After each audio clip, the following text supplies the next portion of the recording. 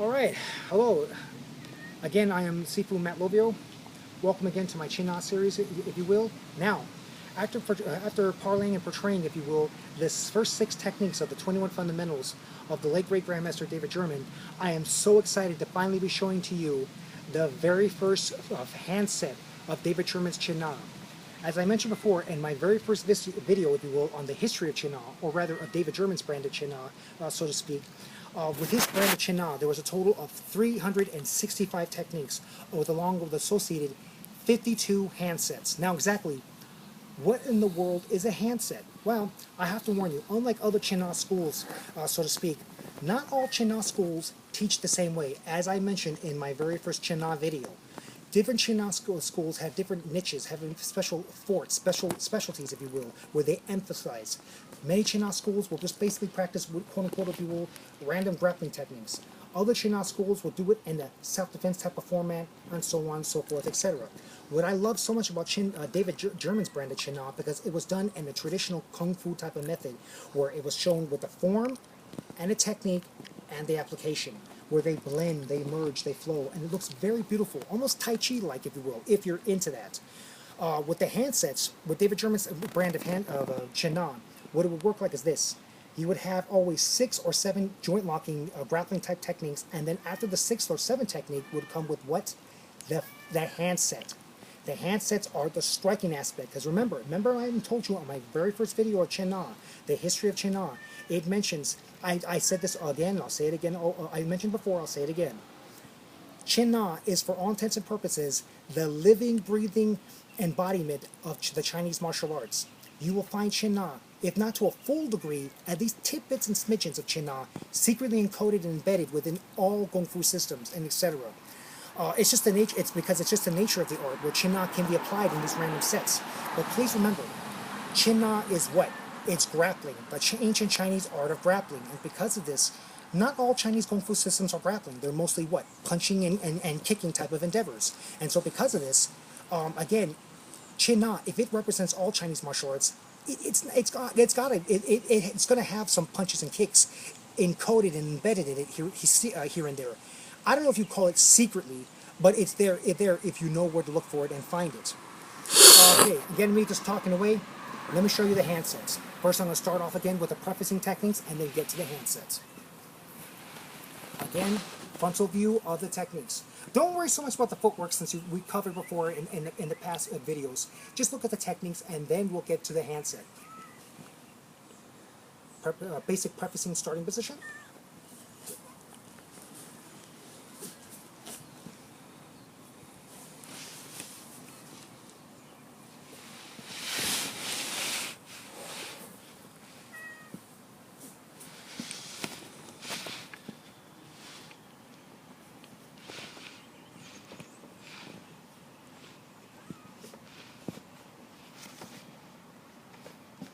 Okay, I'll show you again from this angle, from this diagonal view.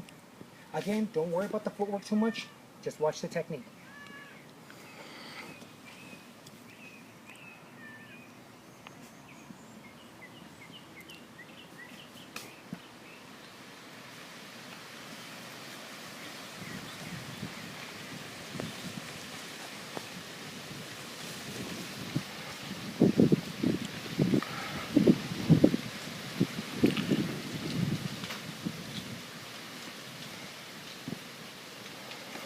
And that's the handset. So, what'd you think?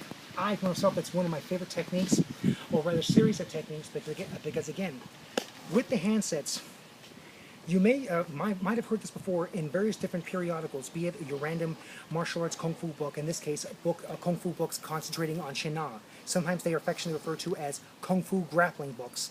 Of course, also you will hear from it too, as well as from other different such periodicals in the martial arts, from maybe random self-defense martial art magazines and so on and so forth, etc., where they'll call this particular type of aspect of China known as fighting China. Now, what in the world is fighting China? Fighting China usually refers to the aspect of China of having to deal with other arts that are not grappling. Arts such as karate, Korean Taekwondo, kickboxing, other systems of Chinese Kung Fu that specialize if you will, on punching, kicking strategies, and so forth, etc. In other words, arts that are not grappling. It's easy to try to think, it's easy to handle one grappler to another grappler, or one wrestler to another wrestler. But what about for grapplers or wrestlers who have to deal with strikers, people who punch and kick? How do you deal with that? It would be very foolish if someone's trying, basically they're giving punches and they're giving kicking techniques. What the hell are you supposed to do? Try to, block or try to grab the punch or grab the kick? That'd be pretty stupid. A, for one thing, you'd look stupid, and B, you may end up eating that kick or that punch the hard way. So basically, how do grapplers, in this case here in Chuan Fa, how do we deal with strikers, people who use punches and kicks? Again, it'd be pretty dumb to try to catch those punches or those kicks and then try to do our joint lock.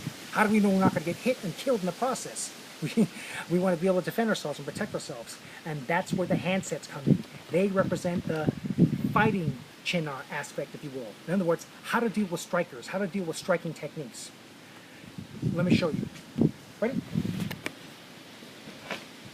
Okay, now, with the first techniques I want to show you, again, my teacher, David German, again, when he shows like this first technique, remember I showed you where I would parry, and do this pull and punch. Again, David German, he liked the possibility, the aspect of defending against a knife attack, if you will. Again, possible, I envy my teacher if he was able to do so. I never saw him do that against a knife attack, but he says it could be. In my experience, I wouldn't take a chance, because I've actually practiced like with the actual knife experience. I have some actual knife experience, knife training and so forth. When you deal with someone with a knife, you want nothing to do with them, especially on the street. These people, if they're crazy enough and brazen enough to walk around with a sharp object, you're going to be in for a world of hurt. And for all intents and purposes, they control the fight. They're in charge of the fight. You're not. So what better way than to avoid that fight, especially a knife fight? Don't get into one. And if get into one, get out of it. What do? Run like hell. That's just my personal opinion. In other words, if you can, get out of there. Find an equalizer if you can, but get out of there. But this technique, we're not going to show against a knife attack. We're going to show, like, maybe example, either a grab or maybe even a punch. Freddie's going to try to pull like a random technique. You got a good angle on me? You got a good angle? Do you see it? Okay. Freddie's going to try to do either grab or a punch. It doesn't matter. I don't know what he's going to do. And what I'm going to do is this. Well, I would parry. And I would parry and hold here. And then here, boom, I would punch. This pulling and punching type of aspect. One possible application. Another one. Freddie can attack me, anyone like this. I can go like this. Notice what I did here. Look what I did. I didn't do like some fancy X block. I don't believe in that. To me, that's a very bad technique. It can be applied, but this is not the time for it to try to explain the way how to truly apply it on the street. But I did this more like this flinching type of motion. You know what? It looks ugly. It looks pretty dumb in a way, but guess what? It works. Why? Because it's a natural instinct. You don't have to reteach your body. It's part of your body. It's part of your natural reflexes. So again, Freddie attack me, I do this reflex thing, and look what I can do here. Here, parry, and then I can hold here, and then boom, punch like that, whatever, I can do that.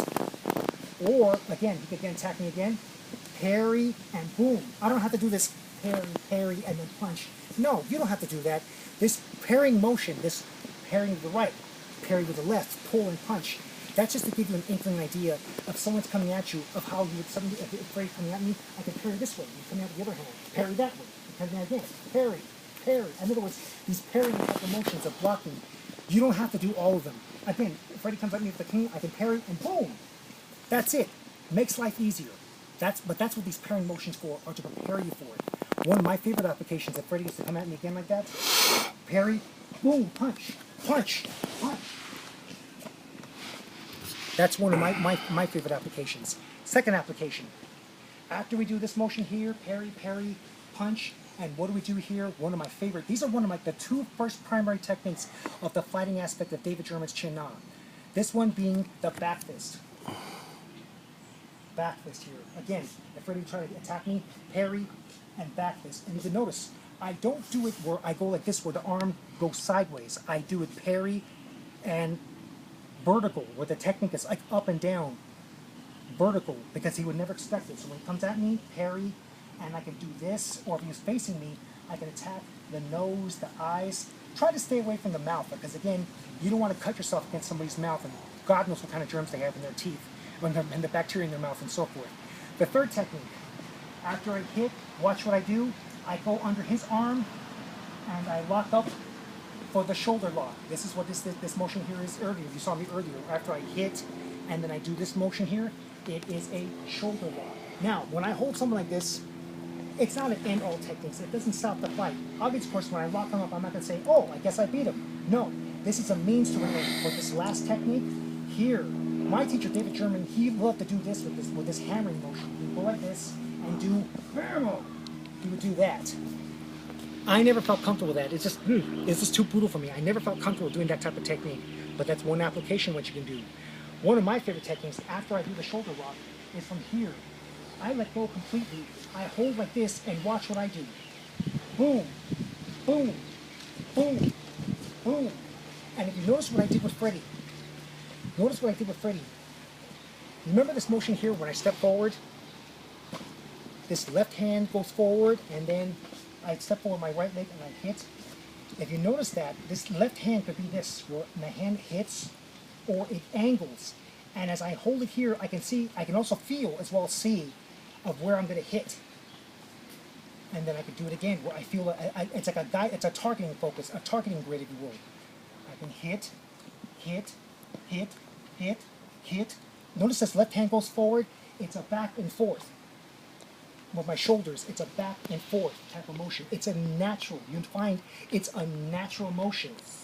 It's a natural rotary motion. It's almost like a rotary type of buzzsaw motion with your hands. Could I, with my hand, this opening hand here, instead of doing this, could I hit? Well, you're probably thinking, what if I go like this with my other hand? You know what? You could try. I would not recommend it. Because here with this hand, if he tries anything like that to grab me with a hand like this hand can go there and then boom, boom, and boom. The hand is open rather than closed. I wouldn't recommend that. It's a more natural, physical, autonomic response. That's what you want to do. Okay, thank you very much, Freddie.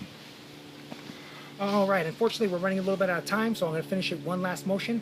I'm going to do it from behind over here, from this angle.